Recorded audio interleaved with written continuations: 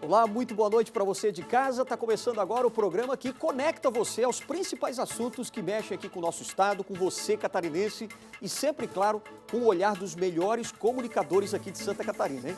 Eu sou Alexandre Mendonça e está no ar o Conexão ND.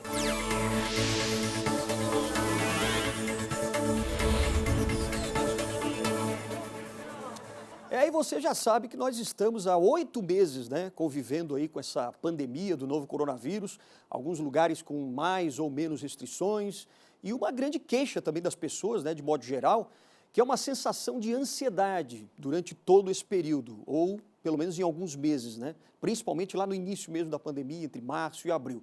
Saiu até uma pesquisa muito interessante, recente, feita com 45 mil brasileiros de todas as regiões do Brasil, classes sociais e também de todas as idades, E desse total, 40% se sentiram mais tristes e deprimidos com tudo isso que está acontecendo. E 52,6%, quer dizer, mais da metade aí, se sentiram ansiosos ou nervosos na maior parte do tempo. E isso, claro, trouxe aí muito prejuízo, para essas pessoas. A ansiedade na pandemia é, então, o tema escolhido pelo nosso grande comunicador de todo o Brasil, Luiz Carlos Prates, e que vai ser debatido também com o nosso convidado especial de hoje, que é o psiquiatra Dr. Marcos Zaleski. Lembrando que você pode acompanhar aqui o nosso programa também no portal ndmais.com.br. Muito boa noite para o senhor, doutor. Seja bem-vindo.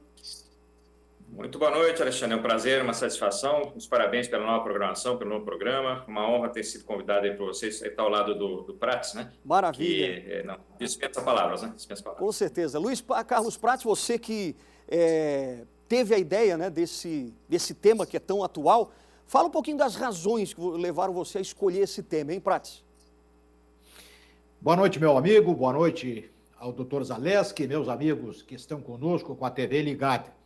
Um assunto que é de todos os dias, mas que agora foi reforçado pela pandemia, pela quarentena, por estes ditames da medicina de qualidade, de usarmos de um remédio absolutamente incontestável, que é nos contermos diante destas nossas aparentes necessidades de andarmos em grupos, em abraços, em beijos, tudo absolutamente indispensável à vida, mas não diante de uma pandemia. E eu fico muito feliz com a presença do nosso convidado aqui hoje, o Dr. Marcos Zaleski, que eu já o entrevistei algumas vezes, e sei, e por isso digo com ênfase, uma autoridade, um sujeito respeitável no assunto, e por isso, um verdadeiro remédio para as pessoas que estão agora nos vendo e que podem se encaminhar de um modo diferente diante destas inquietações produzidas pela pandemia. Doutor Marcos Zaleski, vou direto ao assunto com o senhor. Como é que o senhor define a ansiedade? Que muitas pessoas dizem, eu sinto uma pedra no peito, uma laje no peito. Tá? Ansiedade. E qual é, doutor Zaleski, o grande remédio para a ansiedade? Mas primeiro, boa noite para o senhor mais uma vez. E o que é a ansiedade? Bom, a ansiedade, na verdade, é um distúrbio, o que a gente chama dentro da psiquiatria de transtorno psiquiátrico, caracterizado por uma inquietude e uma alteração da percepção do mundo à sua volta. A pessoa se torna mais apreensiva, ela se torna mais cautelosa, ela altera o seu estado de humor, não chegando a um quadro depressivo, que daí já entra com outro diagnóstico, mas ela pode se tornar emotiva, irritável, diminui a sua concentração, altera o sono, e pode vir com isso a ter reflexos diretos na sua vida socioprofissional e afetiva. É um distúrbio com uma característica de evolução tendendo à crônica, se não for tratado, e é um distúrbio típico da nossa vida moderna de hoje. Os suportes da ansiedade aumentaram bastante. Inclusive, quando eu comecei a faculdade lá atrás, há alguns anos atrás, a gente estudava que o risco de suicídio era muito prevalente no quadro de paranoia e depressão. E hoje a gente vê, inclusive, jovens ou adultos mesmo com risco de suicídio aumentado pelo nível de ansiedade extremamente elevado, em que a pessoa não vê outra saída, não por um pensamento depressivo, tentar contra a própria vida. Então, realmente é um quadro que nos preocupa bastante e que tem repercussões também em todo o nosso corpo. A gente pode desenvolver várias doenças pelos níveis de ansiedade aumentado, a nível de gastrite, alterações intestinais, doenças de pele e problemas cardiovasculares, inclusive. Doutor Zaleski, ansiedade envolve medo? Exatamente. Ansiedade e medo, eles andam sempre de mãos dadas. Inclusive, o substrato químico neurofisiológico da ansiedade é justamente por um aumento do que a gente chama de neurotransmissores excitatórios, principalmente o neurotransmissor que as pessoas conhecem bem, que é a adrenalina, que no cérebro a gente chama de noradrenalina, que é uma característica diferente da molécula. Então, o aumento de noradrenalina, ele fisiologicamente falando, ele se dá para que você combata uma ameaça, né? Primitivamente, lá que a gente tem esse chipzinho dentro da gente, né? Embora com a inteligência, a espiritualidade, a cultura, o desenvolvimento da sociedade humana, mesmo assim a gente tem aquele chipzinho que os animais racionais têm, os mamíferos têm, que é aquela característica de que a ansiedade no mundo animal, no mundo selvagem, ela não existe, ou seja, existe um aumento de adrenalina que provoca ansiedade em situações ligadas a apenas três situações: na hora da fome, na hora da luta e na hora da reprodução. Ou seja, a noradrenalina, e a adrenalina no corpo inteiro, ela é desenhada primitivamente para que você possa sobreviver. Quer dizer, quando você sente ameaça, você tem que se livrar daquela ameaça na busca do alimento, a busca da segurança, a busca do afeto. Por isso que entre nós, né, os seres humanos, com toda a nossa inteligência e com toda ligados a esses primórdios, né, que são justamente o medo.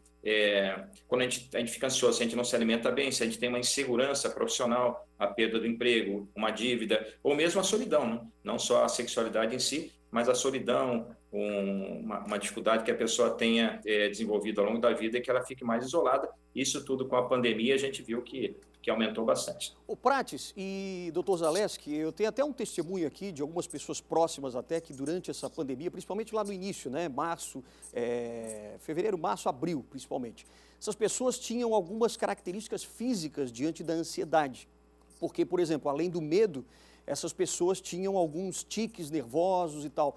Qual é o prejuízo físico que essa ansiedade exacerbada pode causar para as pessoas, hein? Bom, a ansiedade, ela provoca uma série de reações, assim, a nível de, inclusive, da nossa capacidade de nos defender, né? Nos defender. O aumento da ansiedade aumenta os níveis de corticoide, né? O corticoide, ele aumenta quando a pessoa está muito estressada e esse corticoide faz com que as nossas defesas diminuam. Então, a pessoa ansiosa, ela fica mais exposta a doenças infecciosas e ela também, inclusive, a doenças autoimunes. E uma das formas que a gente tem de buscar esse equilíbrio o tempo todo é tentar, de uma forma, vamos dizer assim, autonômica, de uma forma automática do nosso corpo, aumentar a produção de substâncias que estão em queda. Porque quando você aumenta o nível de adrenalina, ou seja, aumenta a ansiedade, as substâncias do bem-estar, entre elas dopamina e serotonina, caem muito. E a gente sabe que momentos repetidos, a gente faz movimentos automáticos repetidos, são os tiques, né? Ou mexer a perna, ou ficar inquieto, eles inconscientemente aumentam a produção dopaminérgica no corpo, ou seja, é uma tentativa automática do corpo de buscar um equilíbrio através de uma outra doença, que são os tiques nervosos e tantas outras, como o toque, como vários tipos de ansiedade, fobia social e etc., né? Em que a pessoa inconscientemente, o organismo está tentando se equilibrar e aí você tem uma série de patologias, né? Desde as fobias sociais até os tiques, até o transtorno obsessivo-compulsivo, o transtorno do pânico e uma série de outras variantes aí dos quadros de ansiedade. Dr. Marcos Zaleski, muitas pessoas inquietas, existencialmente perturbadas, enfim, vão à farmácia e tentam comprar um psicotrópico para resolver o problema. O que é que o senhor diz disso?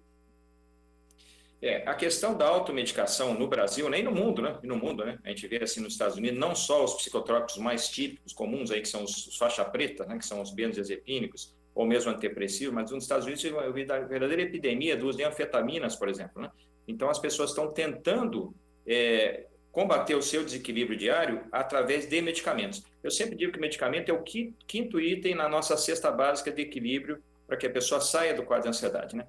Para que ela procure se equilibrar, ela precisa primeiro acertar o sono, dormir bem. Aí sim, se for necessária a indução de um medicamento, preferencialmente não psicotrópico, um remédio mais natural, melhor, né? Sono, alimentação adequada, atividade física, diálogo, que as pessoas não estão conversando mais, né?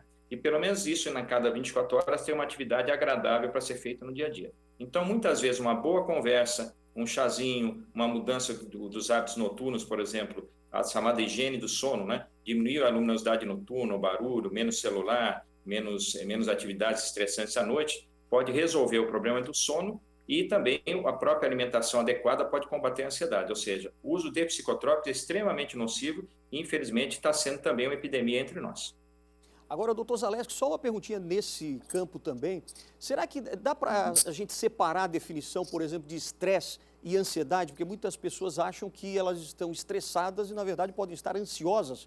Qual é a diferença básica, hein?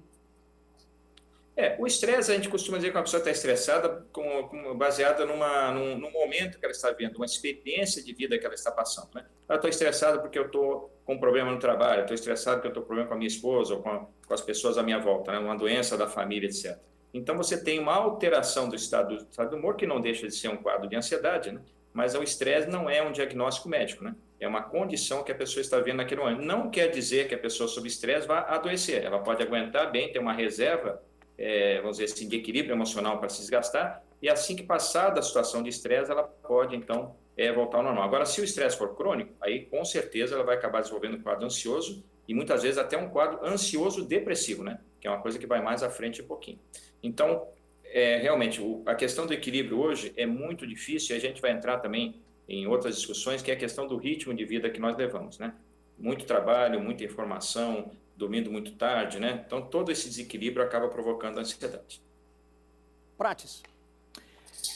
Doutor Zaleski, se fala muito no burnout hoje, o camarada esgotado pelo trabalho. Tá, mas se eu fizer algo de que gosto, fizer por prazer, sem me preocupar com o salário, eu posso ser vítima do burnout ou burnout é o resultado daquela sobrecarga para as pessoas que não gostam do que fazem? Gostaria de ouvir. É uma excelente pergunta, né? O burnout tem toda a razão, né? Quando a pessoa gosta do que faz, né? Que ela ama aquele trabalho que ela faz, o trabalho passa a ser um momento agradável da sua vida, né? Então, ela possui um equilíbrio emocional no trabalho, ela tem a concentração, porque, na verdade, a gente precisa ter um equilíbrio entre nos concentrarmos em alguma coisa e obter uma recompensa, né?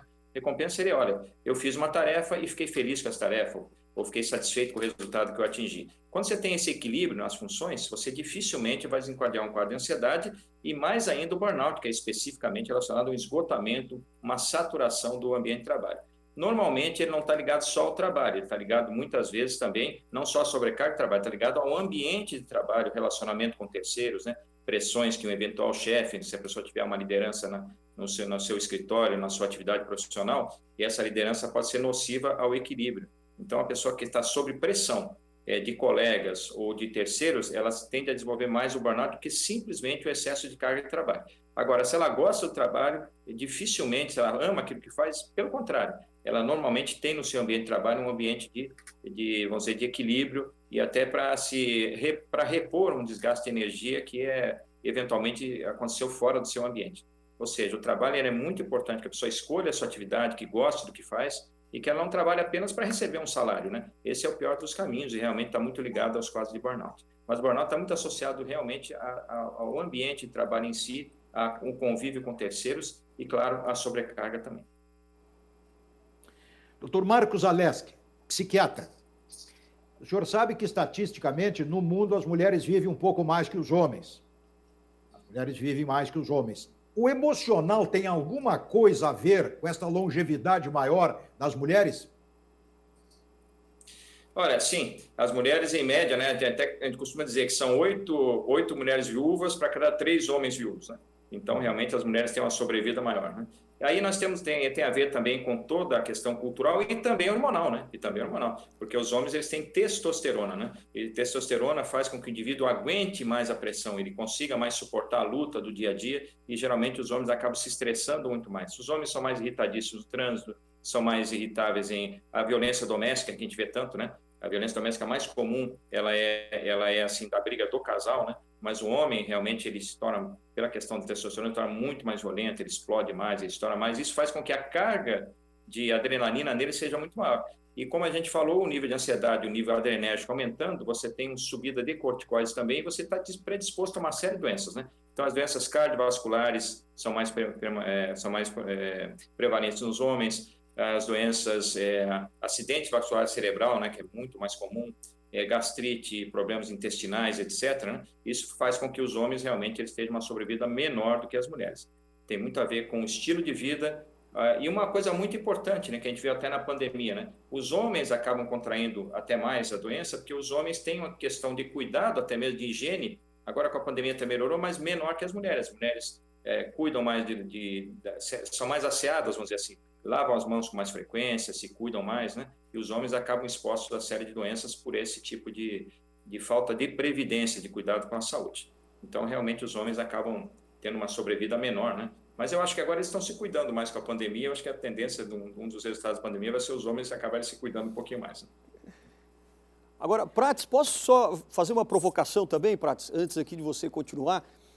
Nós aqui que trabalhamos em televisão, na mídia, a gente percebeu também, principalmente na grande mídia, uma exacerbação do pânico, né? Queria entrar nesse detalhe e saber do Dr. Zaleski se ele percebeu também que através de várias reportagens até com bastante terrorismo, né? Se isso contribuiu também para uma ansiedade maior do público, hein? Eu vou passar a palavra para o nosso Dr. Zaleski. A notícia ruim, repetida e repetida e repetida, nos prejudica? Sem dúvida. Isso eu vi aqui no consultório, né? A gente percebeu, inclusive aumentou bastante a demanda, né, por caso de ansiedade e de pânico, assim. Nós tivemos um caso de uma paciente que há muitos anos eu não vi, uma paciente que começou a entrar num quadro de dispneia, né, de falta de ar, e chegou a ser atendida em vários hospitais e não se foi constatado absolutamente nada. Era simplesmente a angústia e a ansiedade que ela estava achando que estava contraindo o coronavírus e uma insuficiência, uma pneumonia ou uma falta de capacidade de respirar pela doença em si que ela não tinha. Ou seja, o quadro de ansiedade, ele aumenta bastante com as más notícias. Uma das dicas que a gente dá para as pessoas é justamente procurar evitar esse tipo de programação ou de informação maciça, que agora até diminuiu um pouquinho, mas que no comecinho da pandemia foi muito, muito desgastante, aquela informação mortes e mortes e mortes.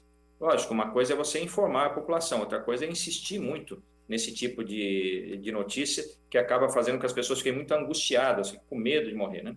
Eu até digo que na pandemia, que eu vi com meus pacientes, foram 3 coisas, né? O medo da morte de si próprio, né? Ou a morte de seus familiares, dos idosos. A questão das mudanças de rotina também, que afetou bastante, né? A pessoa tinha o seu equilíbrio dentro de uma prática esportiva ou convívio com amigos e ficaram muito presos em casa, que era necessário, obviamente, para a questão do afastamento social, e também pelas questões financeiras decorrentes de eventuais perdas de emprego, muitas atividades como transporte, ligadas a turismo, ligadas a eventos, as pessoas realmente ficaram muito prejudicadas financeiramente. Então, esses 3 eventos aí contribuíram bastante para um aumento do nível de ansiedade. Agora, a questão da informação realmente maciça, negativa, ela amedronta a gente, né? Eu vejo, por exemplo, tem uma diferença muito grande quando eu escuto assim, olha, morreram tantas pessoas, mas X número de pessoas ficaram curadas, né? Aí você tem um alento com isso. Quando a informação é dada só morreram X pessoas, você acaba levando aquilo para casa e aumenta o seu nível de ansiedade. Inclusive o pânico, né? O pânico até é o pico da pirâmide, né? De ansiedade. Eu não sei como é que o senhor se posiciona diante do chamado período de molde freudiano, do nascimento até os 5 ou 6 anos. Os pais, de fato, nos fazem o molde da nossa cabeça futura ou não? Com certeza, com certeza. Inclusive, existem estudos de neurociência que mostram que o ambiente ansioso dentro de casa, porque a criança ela capta o ambiente da casa, né? Ela não entende muito o mundo, mas ela percebe como os pais estão se relacionando, né? Então, os eventos traumáticos na primeira infância, eles provocam realmente alterações neuroquímicas que mudam a capacidade do indivíduo reagir ao estresse, né?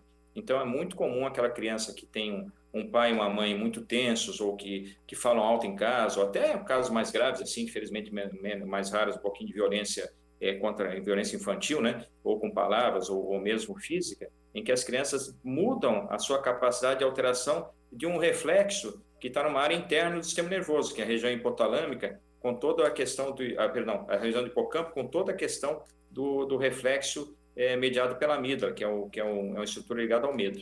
Então, você tem realmente uma dificuldade de encaixe de neurotransmissores nessa resposta comparada a uma criança normal. Ou seja, isso fica praticamente para a vida inteira, né? Então, os traumas de infância, eles vão impactar bastante na vida adulta. Por isso que um ambiente saudável na primeira infância é bastante importante, né? Inclusive, tem trabalhos com neuroimagem, pesquisa científica, que deixam isso bem claro. Dr. Zaleski Prates, vou fazer uma pergunta aqui para deixar para o próximo bloco. Queria perguntar para o Dr. Zaleski o seguinte: quais são exatamente as medidas, aquilo que a gente pode, as dicas, né, para a gente poder controlar essa ansiedade ou mesmo se livrar dela? Daqui a pouquinho, depois do intervalo, a gente traz esse assunto então com o Dr. Zaleski. Lembrando que você continua também vendo o nosso programa pelo portal ndmais.com.br. A gente volta daqui a pouquinho, depois do intervalo.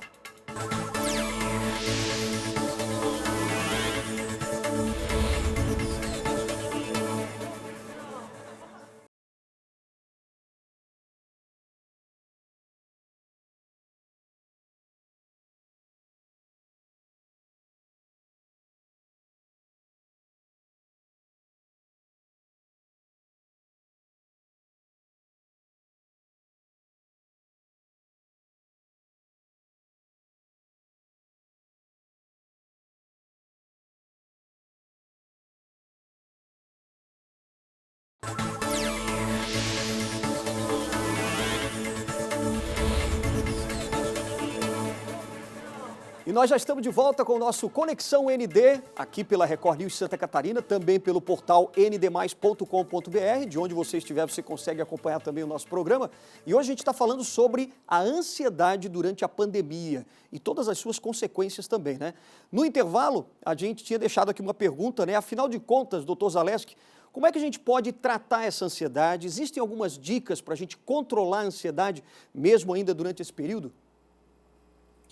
Com certeza, né? Com certeza. A questão da ansiedade, a gente deve modular, inclusive, sempre que eu converso com os pacientes, a ansiedade e os quadros psiquiátricos, de modo geral, a gente não deixa para tratar no momento de tranquilidade de final de semana, tem que ser feito no seu dia a dia, né? Então, a busca do equilíbrio, né? A busca daquela regrinha dos 8, que é difícil conseguir, né? 8 horas dedicadas a tarefas, execução de tarefas, 8 horas que você fique mais relaxado um pouquinho, sua higiene pessoal, a sua boa alimentação, bate-papo com os amigos, mesmo durante o horário de trabalho, e, fundamental, 8 horas de sono. Tá? Então, isso é muito importante, que a gente tenha menos vida noturna, porque uma das causas da ansiedade também é o hábito noturno, né? Tem pessoas que têm a capacidade de dormir das 2 da manhã até as 10 e ficam bem, mas o ideal é que a gente consiga dormir um pouco mais cedo, para que a gente aproveite bem um neurotransmissor, um hormôniozinho que a gente tem, que é muito importante, que é a melatonina, que ela dá uma equilibrada no nosso organismo, é o maestro do corpo, né? Então, ela é fabricada em grande quantidade quando a gente está dormindo, e o pico dela é das 10 da noite às 3 da manhã. Então, o dormir cedo é muito importante, a alimentação nas horas corretamente é muito importante. Lembra lá na frente, quando a gente falou lá antes, que a adrenalina aumenta na hora da fome, né? No mundo animal, a gente tem esse chipzinho, esse resquíciozinho da gente. Então, uma boa alimentação, conversar com as pessoas, dialogar, desabafar, tem um problema, a gente fala com alguém. E outras técnicas importantes, a atividade física, para quem pode fazer, que é fundamental, e quem não gosta muito de atividade física, é uma atividade recreativa por dia, né, um momento de descontração, e antes de dormir, para quem gosta também, quem tem essa facilidade, procurar as técnicas de relaxamento, de meditação, que são muito importantes, né? Tem um tipo de meditação que a gente chama de atenção plena, que é muito usada, inclusive, na psiquiatria. Ela tem lá um conteúdo que vem das técnicas orientais, da Índia, né, hindus e budistas, né? Mas também ela tem um conteúdo de terapia cognitiva comportamental muito importante. Então, ela é muito usada na psiquiatria, na psicologia também, como técnicas de relaxamento.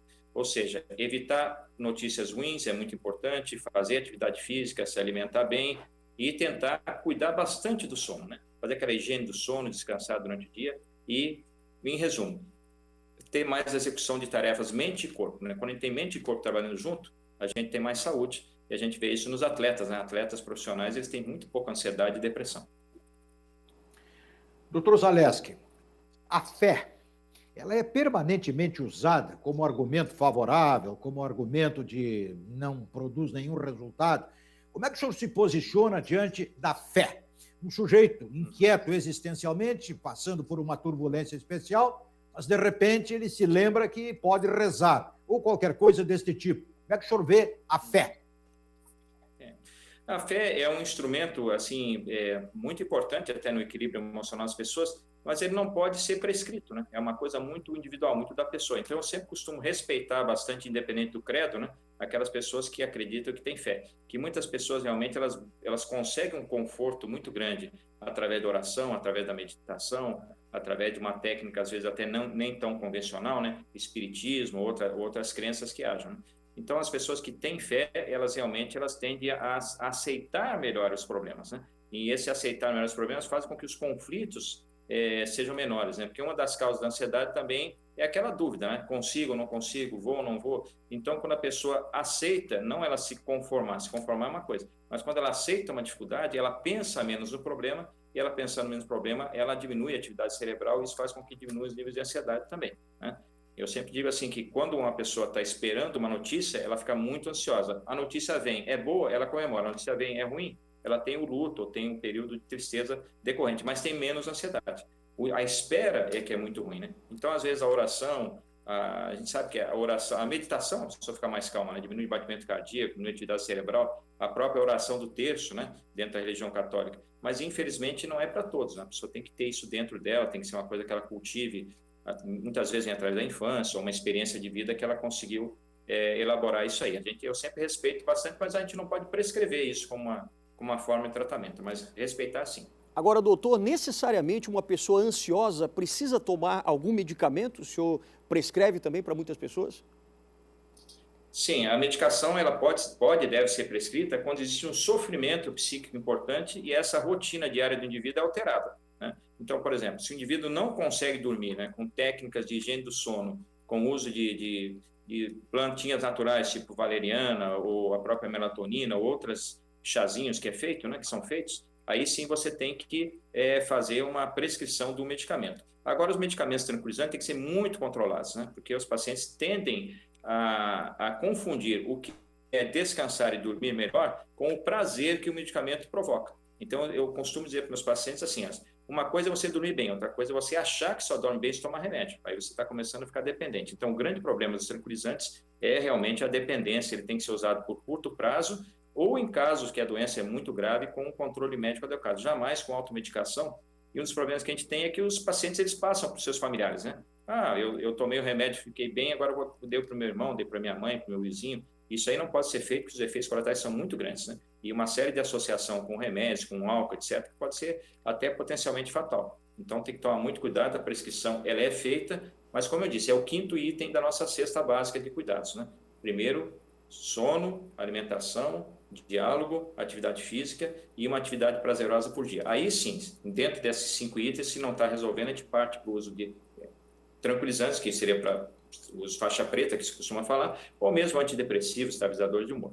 Existem casos em que você precisa prescrever, numa depressão maior, num paciente bipolar, aí não tem como você tratar essa pessoa sem a medicação, mas sempre com orientação médica. Doutor Zaleski, muita gente não acredita, muita gente acredita. Os pensamentos, o modo habitual de pensar, o pessimismo existencial, isto pode enfermar gravemente o corpo físico?